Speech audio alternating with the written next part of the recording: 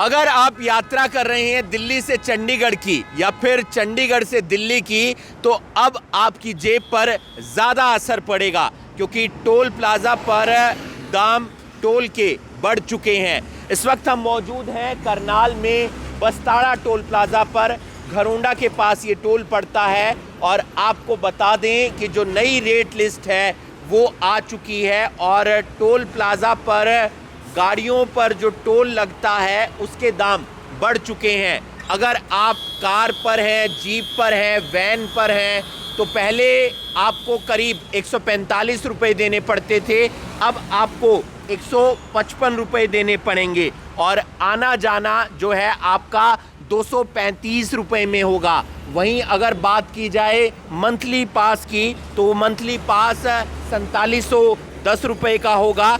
इसी तरीके से अगर बात करें हम जो बाकी वाहन हैं, हल्के वाहन हैं, उसमें पहले 250 रुपये लगते थे और अब 275 रुपये लगेंगे। ऐसे ही आना जाना 375 रुपये में हो जाता था और अब वो 410 रुपये में होगा। वहीं अगर मासिक पास की बात करें तो पहले 7530 रुपये देने पड़ते थे, अब 8240 रुपये देने पड़ेंगे। वहीं अगर ट्रक और बस की बात करें तो पहले एक तरफ की जो यात्रा है वो 500 रुपये टोल लगता था, वहीं अब 550 रुपये टोल लगेगा और आना जाना पहले 755 रुपये में हो जाता था, लेकिन अब 825 रुपये देने होंगे। वहीं मासिक पास की बात करें तो पहले 15,065 रुपये लगते थे, अब 16,485 रुपये लगेंगे। वहीं अगर बड़े ट्राले की बात करें तो पहले 805 रुपये लगते थे एक तरफ के, अब 885 रुपये लगेंगे। आना जाना पहले 1210 रुपये में हो जाता था, अब 1325 रुपये लगेंगे। वहीं मासिक पास जो पहले 24,210 रुपये में बन जाता था, अब 26,490 रुपये में बनेगा। यानी कि सीधा असर आम आदमी की जेब पर पड़ने वाला है। ये टोल प्लाज़ा करनाल में पड़ता है, घरोंडा टोल प्लाज़ा भी इसे कहा जाता है, बस्ताड़ा टोल प्लाज़ा भी कहा जाता है। National highway authority of India ने ये नई रेट लिस्ट जारी की है और कई टोल प्लाज़ा ऐसे हैं जहां पर 1 सितंबर से जो नई रेट लिस्ट है वो जारी होती है, जिसमें करनाल का घरोंडा टोल प्लाज़ा भी है। ऐसे में सीधा असर अब आम आदमी की जेब पर पड़ेगा और महंगाई आम आदमी के लिए बढ़ेगी जो सफ़र करते हैं दिल्ली से चंडीगढ़ का या फिर चंडीगढ़ से दिल्ली का। न्यूज़ 18 हरियाणा के लिए करनाल से हिमांशु नारंग। तो बहुत ज़्यादा पड़ेगा दिन प्रतिदिन। आने वाले टाइम में फिर पब्लिक या रेलवे का सहारा लेना पड़ेगा, तो ये तो दिन प्रतिदिन बढ़ता ही जा रहा है, तो क्या कर सकते हैं अब, वो देखना है। तो कौन से टोल प्लाजा से आप जा रहे थे, रेट एकदम बढ़े हुए मिले? ये अभी घरोंडा टोल प्लाजा से निकलना है, तो इसमें रेट अच्छा बढ़ गया। तो महंगाई बढ़ेगी? महंगाई उस हिसाब से तो बढ़ेगी, नेचुरली बढ़ेगी, इसमें तो कोई दो राय नहीं। जेब पर भी काफी असर पड़ेगा।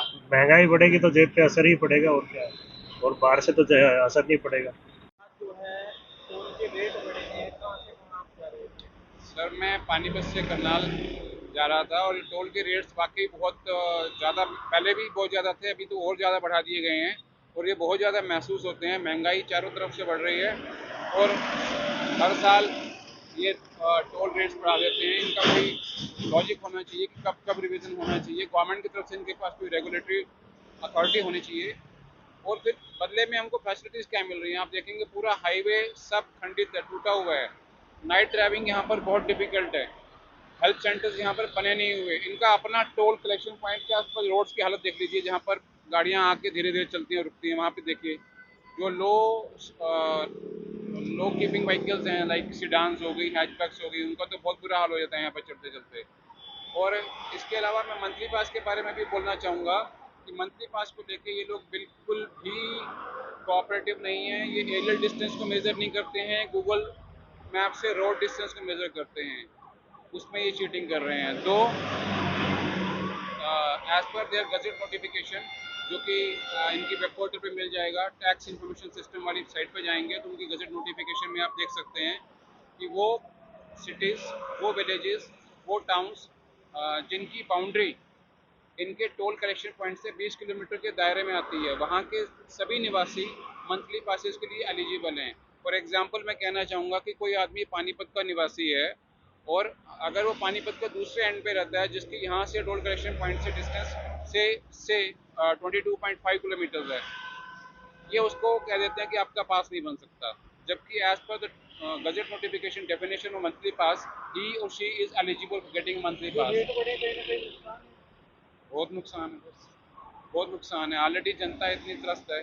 महंगाई को कम करने के लिए ये कोई तरीका नहीं है। जब हम ऑलरेडी टैक्सेस पे कर रहे हैं तो फिर उसके बाद ये और एक तरह का लेवी है और वो भी आप लगातार हर साल बढ़ाते जा रहे हैं, तो नुकसान तो है ही है। के बड़े ये तो गलत बात है ना जी।